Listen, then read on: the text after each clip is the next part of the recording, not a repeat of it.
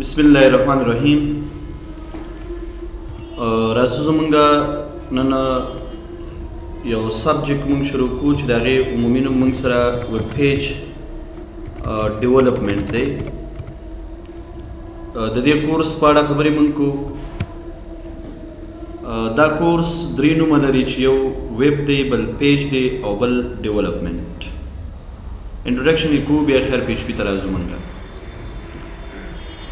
تر ټولو اوله پوښتنه موږ سره همدا پیدا کیږي چې ویب څه ته وایي، پیج څه ته وایي او ډیولپمنټ څه ته وایي. د ویب کلمه څنګه رامنځته شوې ده او نن سبا د ویب دغه ټیکنالوژي چې ده دا څومره مخکې تللې. که تاسې نوم اورېدلی www د هر یو ویب سایټ یا اپلیکیشن چې موږ خلاصو د هغې نه مخکې موږ دغه درې لفظه لیکو www. د دې هدف موږ سره دا دی چې ورلډ وایډ ویب، نړیواله پراخه شبکه. د ویب کلمې معنا چې د خپله دا شبکې ته موږ وایو، خو دا کوم ماډل شبکه او څنګه دا شبکه چې په لومړي ځل رامنځته شوې ده دا ټیم برنرلي منځته راوړې ده. ټیم برنرلي یو ساینسدان و او هغه چې دا کنسپټ منځته راوړی دی، دا کنسپټ منځته راتللی په دې شکل و. هغه ویلي کله چې زه غواړم چې زما د کمپیوټر سره څوک کنیکټ شي، هغه به یو څه مخکې یو رولز به یو قانون به هغې قانون په اساس به زما کمپیوټر سره کنیکټ کیږي. اولنۍ خبره دا وه چې کله د خپل کمپیوټر د نورو کمپیوټرو سره وصل کول غوښته یا نور کمپیوټر د دې سره وصل کېدل، نو د دې کمپیوټر نوم موږ سره سرور یا سرور کمپیوټر. ټیم برنرلي یو کمپیوټر راواخیستو او د هغې کمپیوټر نوم یې سرور یا سرور پی سی یا سرور کمپیوټر. ټیم برنرلي داسې وی چې زما د کمپیوټر سره به هغه کمپیوټر کنیکټ کیږي څوک چې غواړي زما په دې کمپیوټر کې خپله ډیټا وساتي او بیا آینده کې ترې استفاده وکړي. خو هغه کمپیوټر چې دې سره کنیکټ کېده د هغې کمپیوټر نوم و کلاینټ. کلاینټ موږ سره د هغه کمپیوټر نومونه دي کوم کمپیوټر چې د سرور کمپیوټر سره څنګه کیږي، کنیکټ کیږي. دا کنیکشن یا د دې سره سرور سره کنیکټ کېدل خو د دې سره د ارتباط یا د کنیکشن لپاره ضرور دا و چې باید موږ په کمپیوټر کې انټرنیټ ولرو. د ویب کلمې نه مخکې انټرنیټ رامنځته شوی. دا کوم کلاینټ کمپیوټر چې د سرور سره کنیکټ کیږي، کلاینټ پی سی، نو دی به څه کول، دی به اول د انټرنیټ سره کنیکټ کېده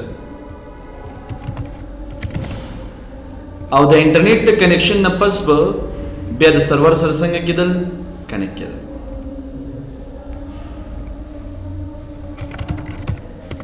مونږه د انټرنیټ دغه د لفظ معنا چې موږ کوو، د انټرنیټ د لفظ معنا موږ سره دا ده چې انټرنیشنل نیټورک، نړیواله شبکه. کوم کمپیوټر چې غواړي د سرور کمپیوټر سره کنیکټ شي هغې به حتما یو ځل د انټرنیټ سره کنیکټ کیږي، نړیوال نیټورک سره به کنیکټ کیږي. د دې نیټورک سره بیا مختلف نیټورک کنیکټ دي، ون اور مور دین ون نیټورکس کنیکټ دي. لکه مونږه یو نیټورک نه بلکې د دې نیټورک یا انټرنیټ سره داسې مختلف قسمه نیټورک کنیکټ دي. دغه کوم چې کلاینټ پی سی دي دا هم د انټرنیټ یا نړیوالې شبکې سره کنیکټ کیږي.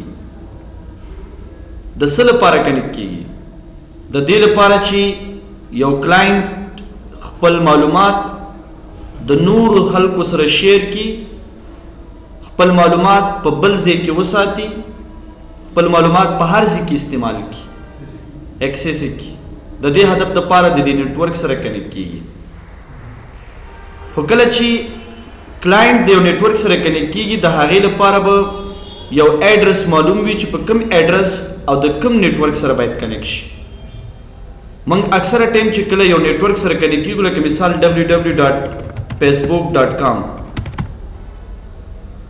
دا facebook.com دا یو ایډرس دی. د چی ایډرس دی؟ د نیټورک ایډرس دی. دا ایډرس چې په کوم کمپیوټر کې پروت دی هغې ته سرور کمپیوټر ویل کیږي، او دا سرور کمپیوټر بیا د انټرنیټ سره کنیکټ دی. نو همیشه دپاره چې یو کلاینټ وغواړي چې د سرور سره کنیکټ شي د هغې ایډرس په خپل کمپیوټر کې لیکي، هغه به د انټرنیټ په صفحه باندې سرچ کیږي او بیا به د سرور د کمپیوټر نه دا پیج موږ ته خلاصیږي. خو دغه کنسپټ چې منځته راغلو همدې کنسپټ ته مکمل کنسپټ ته ټیم برنرلي کوم نوم ورکړی و؟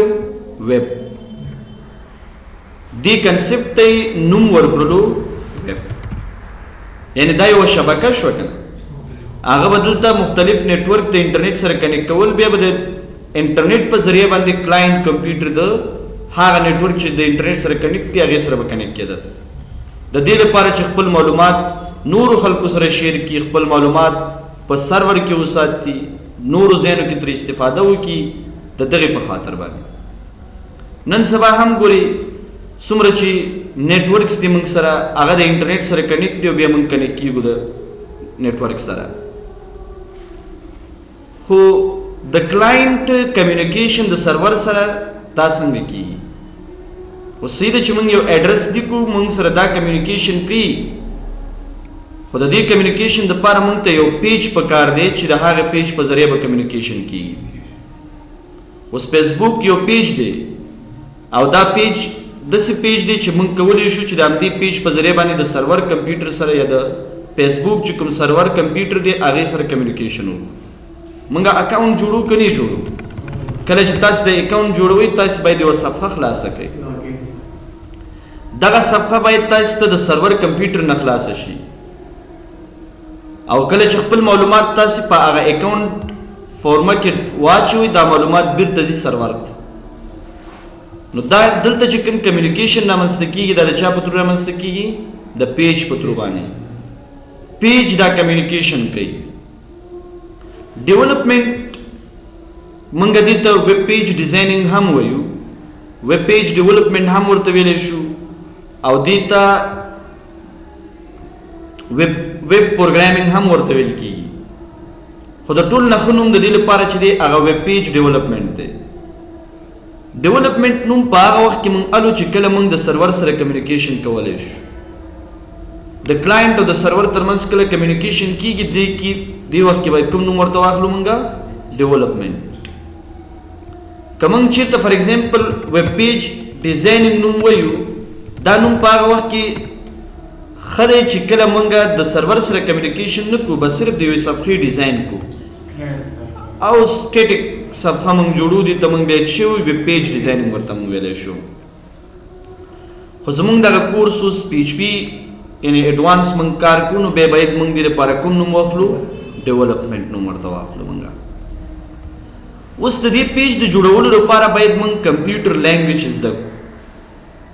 کمپیوټر لینګویج خو مختلف دي، لکه سی، سی پلس پلس، جاوا، سی شارپ، ډیفرنٹ لینګویج دي.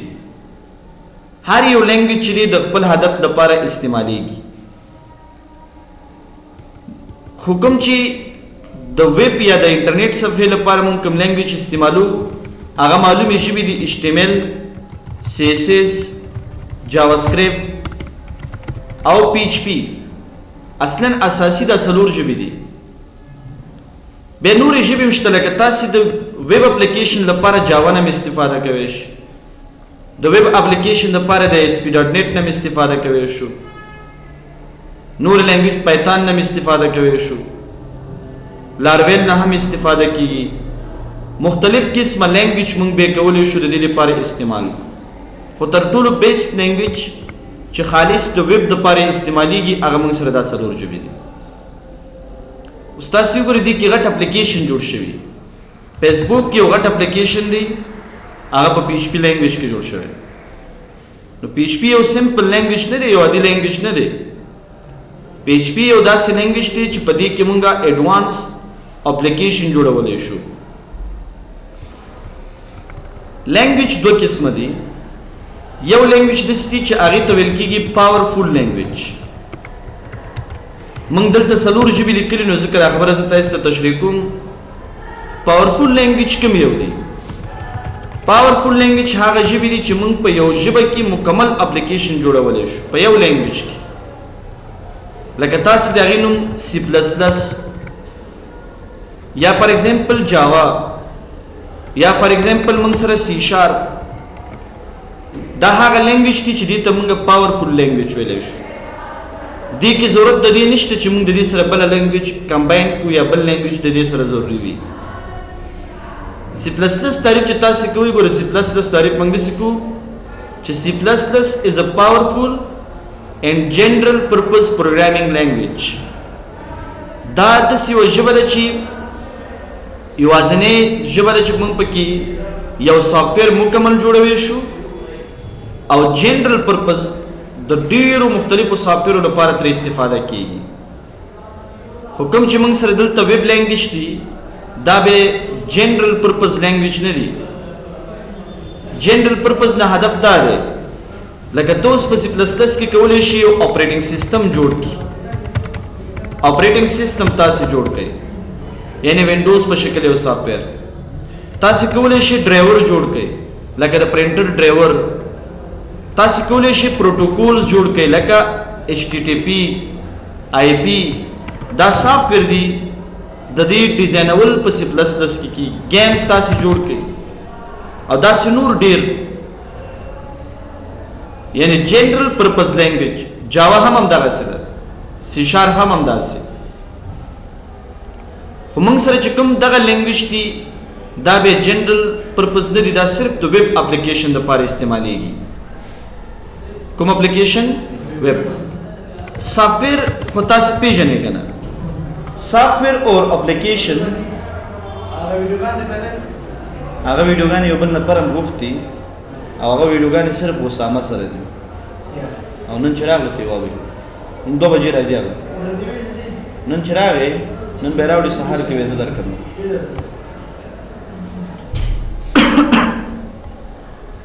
سافټویر یا اپلیکیشن چې دي دا 2 قسمه دي. فیصله کم دي؟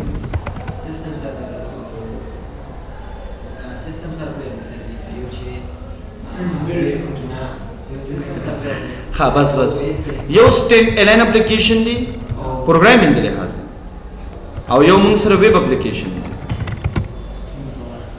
دا 2 قسمه اپلیکیشن موږ په کمپیوټر کې جوړو. ګوره موږ به لږ صبر وکړه، زه چې دا موضوع تشریح کوم بیا تاسو ته راځم. ګوره موږ دلته چې کومه خبره کوو هغه به موږ د سافټویر انجینیرینګ خبره کوو. اوس موږ د سیسټم سافټویر اپلیکیشن سافټویر دا خبره خو د سافټویر د استعمال پورې اړه لري چې موږ څو قسمه سافټویر استعمالولی شو. سټینډ الین اپلیکیشن کوم سافټویر دی؟ دا هغه سافټویر دی چې دې ته ډیپینډنټ سافټویر ویل کېږي. او ویب اپلیکیشن هغه سافټویر دی چې دا انډیپینډنټ دی. انډیپینډنټ ډیپینډنټ سافټویر څه معنا او د دې هدف څه دی؟ سټینډ الین اپلیکیشن فار ایگزامپل زه تاسو ته وښیم مایکروسافټ ورډ یا زه به عمومي د دې نوم ولیکم مایکروسافټ افیس. دې ته ولې سټینډ الین اپلیکیشن وایي؟ تاسې خو اپریټنګ سیسټم پیژنئ که نه؟ اپریټنګ سیسټم لکه وینډوز، لکه لینکس، لکه یونیکس، لکه میک، لکه انډرایډ. دا هم سافټویر دی او دا هم کوم ماډل سافټویر دی؟ سټینډ الین دی. خو زه تاسو ته یو مثال در کوم. نن سبا چې څومره اپریټنګ سیستم په کمپیوټر کې موږ استعمالو صرف وینډوز استعمالېږي. لینکس خو بیا د نیټورک بیس باندې موږ استعمالو او میک چې دا په اپل کمپیوټر کې کار کوي. د دې لپاره ډیوایس بالکل جدا دی. که تاسو نه څوک پوښتنه وکړي چې د وینډوز ایکسټنشن څه شی دی، دا په کوم ایکسټنشن باندې کار کوي، دا ګوره مهمه خبره ته چې کله سافټویر جوړې نو دې خبرو باندې باید پوه شي. وینډوز ایکسټنشن څه شی دی؟ هر یو سافټویر یو ایکسټنشن لري. لکه تاسو اکثره وایي MP4 MP3 AVI MKV ویډیو لپاره JPG PNG موږ وایو کنه، هغه د فایل د پیژندلو لپاره دی.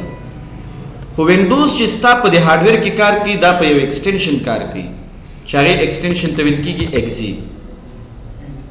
د مایکروسافټ وینډوز ایکسټنشن دی XE. اوس د دې ایکسټنشن XE دی نو چې وینډوز کې څومره سافټویر انسټالیږي د هغې ټولو ایکسټنشن به XE. زه تاسو ته مثال درکړم، لکه مثال په ډول که تاسو مایکروسافټ ورډ په کمپیوټر کې انسټالوئ د دې ایکسټنشن څه دی؟ XE. ډیوس ایکس نه، هغه صرف موږ ته پیژندګلو ښیي چې مثال دا فایل د ورډ دی، دا د ایکسل دی. بیا مخامخ موږ ته په انټرفیس کې د دې سافټویر ایکسټنشن جدا دي. د ورډ مثال ډیوس ایکس، د ایکسل XLSX، د ایکسس ACCDB، دا صرف زمونږ د پیژندلو په خاطر باندې دي. خو کله چې کمپیوټر دا پیژني یا وینډوز پیژني د دې په اساس پیژني. داسې سافټویر به په کمپیوټر کې تاسو کلم پیدا نه کړئ چې وینډوز کې انسټال وي او د هغې ایکسټنشن XE نه وي، حتما به XE. ولې چې د دې نه علاوه په بل ایکسټنشن سافټویر ته په وینډوز کې انسټالوی نه شي. مثال دوست د یو سافټویر ایکسټنشن DMG دی. DMG ایکسټنشن والا سافټویر ټول په میک کمپیوټر کې کار کوي، میک اپریټنګ سیستم کې کار کوي. که د یو سافټویر ایکسټنشن DMG ته په هغه وینډوز کې نشي انسټالولی، ولې چې د هغې ایکسټنشن د وینډوز د ایکسټنشن سره فرق لري. زه تاسو ته ښیم که چیرې مثال موږ PC ته راشو، C ډرایو ته راشو، په دې کې پروګرام فایلز ته راشو او دې کې زه مثال پروګرامونه خو ما مختلف انسټال کړي، خو زه به افیس پروګرام کې مثال درکړم درته. مایکروسافټ افیس کې تاسو ګورئ ایکسس پروګرام کې XE، ایکسل پروګرام XE، خیال مشته که نه؟ که چیرې د دې ایکسټنشن DMG وي بیا به کله هم دلته کار نه کولی. تاسو دې ته سوچ وکړئ که چېرته مثال په ډول د موبایل یو سافټویر موږ راوالو او د کمپیوټر کې انسټال هغه کار کوي. ولې؟ د انډرایډ ځان ته ایکسټنشن دی او هغه جوړ شوي ټولې سافټویر د انډرایډ لپاره دي. اوس ته د وینډوز یو سافټویر والا په موبایل کې انسټال که کار وکړي، ولې؟ چې هغه جوړ شوي د وینډوز لپاره دی. همدې ته ویل کېږي ډیپینډنټ اپلیکیشن چې د یو اپریټنګ سیستم پورې ډیپینډ وي. وینډوز پورې ډیپینډ، انډرایډ پورې ډیپینډ، میک پورې ډیپینډ، یعنې هغې نه بل یو کې کار نه کوي. دې ته موږ کوم ماډل سافټویر ویلی شو؟ ډیپینډنټ سافټویر ورته ویلی شو او دې ته سټینډ الان سافټویر ویل کېږي. اوس دا اپلیکیشن چې ته کله جوړې لکه دا رقم اپلیکیشن، اوس دا د ویب کار نه دی. دا موږ نه په PHP کې جوړولی شو، نه په جاوا سکرپټ کې او نه په HTML کې. دا سافټویر بالکل د دې لپاره نه لینګویج د دې لپاره نه استعمالیږي، ځکه موږ وایو چې دغه ویب لینګویج چې دي دا جنرل پرپز لینګویج نه دي، یعنې عمومي سافټویر لپاره ترې استفاده نه کېږي. خو C++ کې بیا موږ کولی شو چې عموما دغه سافټویر چې ما څونه ویلې دا څنګه کو جوړ کړو. خپله اپریټنګ سیستم ته په دې کې جوړولی شي، خپل اپریټنګ سیستم د وینډوز غوندې سافټویر ته پکې جوړوی شي. هدف باندې ورسېد تاسو که نه؟ یو موږ سره ویب اپلیکیشن دی چې دې ته انډیپینډنټ اپلیکیشن وایي. انډیپینډنټ اپلیکیشن هغه دي چې هغه د یو اپریټنګ سیستم پورې تړلي نه دي. تاسو چېرته هم داسې لیدلي دي چې فیسبوک دغه سافټویر د موبایل لپاره جدا جوړ شوی، د کمپیوټر لپاره جدا؟ داسې شته نه. یو خو ګوره دا ایپس دی چې دا ته میسنجر ډاونلوډ کړې بیا ته فعاله کړي، یا مثال فیسبوک ایپس ډاونلوډ کړي موبایل کې ته فعاله کړي. دا خپل سټینډ الان دی، دا فیسبوک دا ایپس ته ډاونلوډ دی، هغه د موبایل نه بغیر په کمپیوټر کې کار نه کوي. هغه ایپس هغه خپل یو سټینډ الان اپلیکیشن دی چې ډیپند د چی پورې دی انډرایډ پورې دی خپل فیسبوک دا صفحه چې دا ویب اپلیکیشن دا د سینې چې د موبایل لپاره ځان ته ډیزاین شوی د کمپیوټر لپاره ځان ته اکاونټ زه په وینډوز کې جوړوم خلاصوم په انډرایډ کې څه مشکل پکې نه یعنی یو اپریټینګ سیستم پورې تعلق نه لري هر یو اپریټینګ سیستم کې موږ کولی شو چې ترې استفاده وکړو ځکه انډیپندنٹ دی ته ویل کېږي دې باندې دین علاوه یو مثال درکم فار ایگزامپل زه یو ټیچر یم زه ډیپند د زکس یم که چېرته ما سره ما ته دا اتھارټي وي چې زه د دې بل ځای کې تدریس وکړم نو انډیپندنٹ او که چېرته صرف زکس پورې ډیپند یم چې بل ځای کې تدریس نشم کولی نو بیا ډیپندنٹ هغه سافټویر چې په یو خاص اپریټینګ سیستم پورې تړلی دی ته ډیپندنٹ وي او هغه سافټویر چې د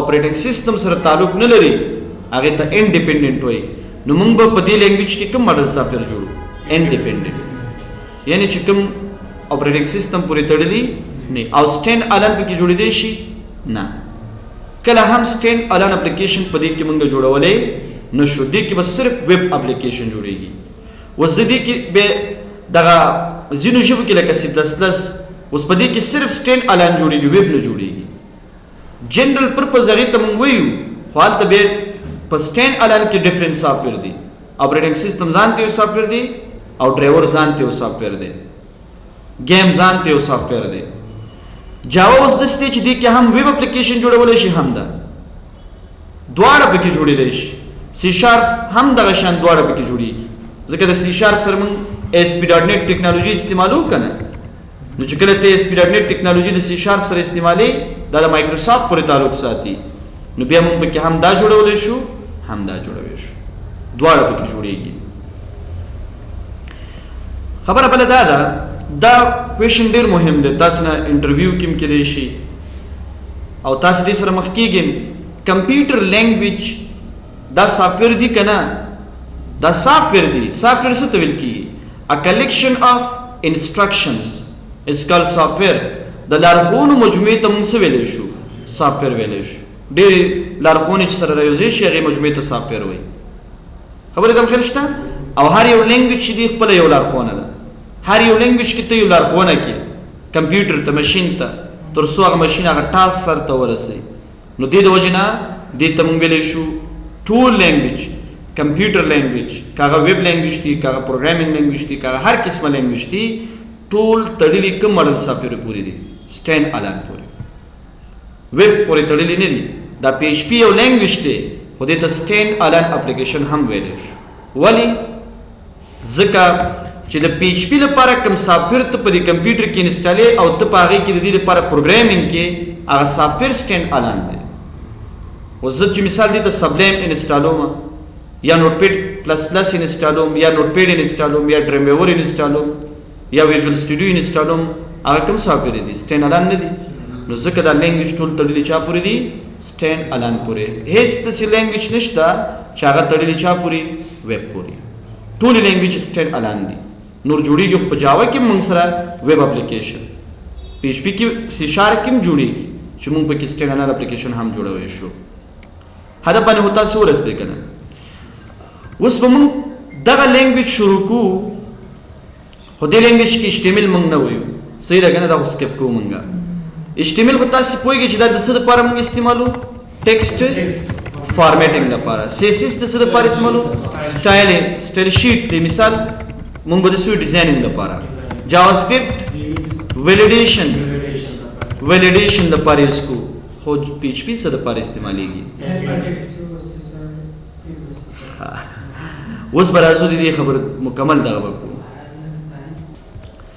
نو پی ایچ پی موږ به پی ایچ پی وایو پی ایچ پی څه معنا زه یې معنا ته وروسته راځم خو زه به صرف د دې وظیفه درته وښیم چې پی ایچ پی لینګویج په ویب اپلیکیشن کې څه وظیفه لري پی ایچ پی لینګویج شارټ به زه داسې وایم درته چې پی ایچ پی لینګویج په دې کې دا وظیفه لري چې کله کلاینټ غواړي د سرور نه یو ډیټا اکسس کړي ډیټا ریکویسټ وکړي چې ډیټا ماته راکړي دغه ریکویسټ وړل سرور ته او سرور بیرته ریسپانس ورکول کلاینټ ته دا کار د چا دی دا د پی ایچ پی دی خبره باندې پوه شو تاسو لنډ دغه تاسو ته ما Your connection database with client, this summarizes client. نه ډیټابیس بیل غوښتل راځم د ټولو خبرو ته راځم ما صرف اوله خبره دا تاسو ته وکړه چې کلاینټ ریکویسټ کوي چیرې د خلاص کا فیسبوک دا ریکویسټ چیرته سرور ته او سرور ته چې کله دا ریکویسټ لړ شي چې هغه پوي شي دا ریکویسټ دا پیج غواړي هغه بیرته دا ریسپانس ورکړي هغه پیج بیرته په کلاینټ کمپیوټر کې خلاص شي دغه کمیونیکیشن د سرور او د کلاینټ ترمنځ چې کیږي د څوک کوي دا پی ایچ پی لینګویج پی ایچ پی لینګویج نه ډیزاینینګ کوي پی ایچ پی لینګویج نه ویلیډیشن لګي پی ایچ پی لینګویج نه موږ ته ټیکسټ ډسپلی کوي نه پی ایچ پی لینګویج صرف د سرور او د کلاینټ ترمنځ کمیونیکیشن کوي خبره باندې پوه شئ تاسو کنه دغه کمیونیکیشن پی ایچ پی لینګویج کوي خو د پی ایچ پی د لینګویج د کمیونیکیشن لپاره موږ ته څه ضروري دی ډیټابیس صحیح شو ځکه موږ سافټویر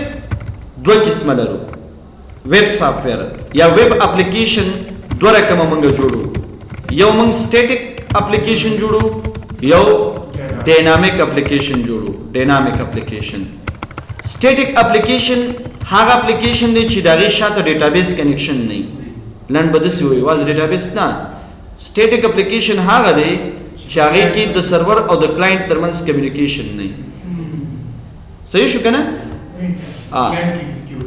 کلاینټ ایگزیکیوټ کیږي موږ سره او ډاینامیک داسي چې داغه پی ایچ پی پلس ډیټابیس کاغه هر قسمه ډیټابیس وي هر قسمه وي که ایکسس وي شاته که اسکیول سرور وي که مای اسکیول وي که اوریکل وي هر قسمه ډي بي ایس چې پروت وي او چې ډیټابیس وي دا کار د چا دی دا ډاینامیک اپلیکیشن ډاینامیک کې یو کار بل هم دی واز د کمیونیکیشن خبره نه ده ډاینامیک اپلیکیشن هغه اپلیکیشن ته ویل کیږي چې اني ټایم موږ کولی شو هغه معلومات چینج کو تغییر کو او سټیټیک اپلیکیشن کې به دا کار نه کیږي سټیټیک اپلیکیشن معلومات چې یو ځل ویب سایټ ته اپلوډ شو نو مجبوری چې به دا ویب سایټ بیرته د سر نه جوړ کې به دوباره اپلوډ کی خو ډاینامیک اپلیکیشن کې هر څه ډاینامیک وي ته کولی شي مثال معلومات ډیټابیس ته ولېږي که وخت دی نه ډیټابیس نه ډیلیټ که نور ورته واچو اب پس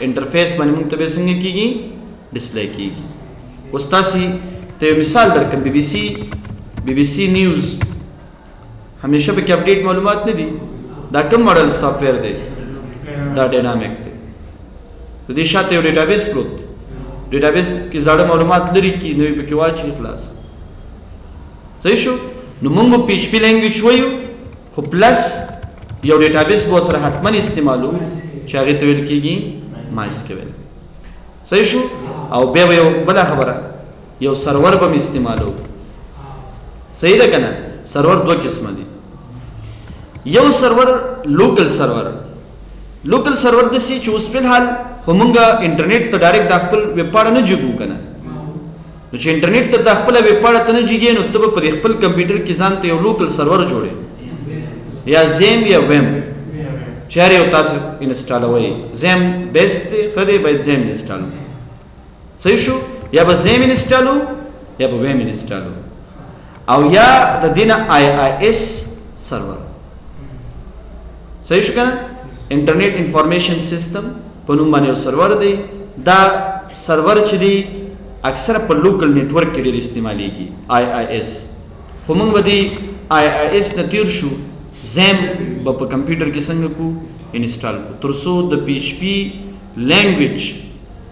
پی لینګویج په ترو د کلاینټ او د سرور ترمنځ پیچې وکړو کمیونیکیشن وکړو پوه شو تاسې اوس د پی ایچ پی کومې وظیفې دي لکه اوس موږ یوه خبره صرف وکړه چې د سرور او د کلاینټ ترمنځ کمیونیکیشن کوي خو دغه کمیونیکیشن کې کومې خبرې انکلوډ دي را روان کلاس کې به انشاءالله پرې خبرې وکړو صحیح شو یعنې سباني کلاس کې به زموږ بیت شي په دې به خبرې چې وټ ایز ګوره څو پوښتنې به راځي وټ ایز پی ایچ پی why